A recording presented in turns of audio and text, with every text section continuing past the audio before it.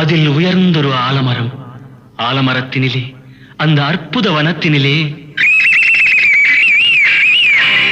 ஆண் கிளி இரண்டுண்டு, பெண் கிளி இரண்டுண்டு, அங்கேயும் ஆசை உண்டு. அதில் ஒரு பெண் கிளி, அதனிடம் ஆண் கிளி, இரண்டுக்கும் மயக்கம் உண்டு.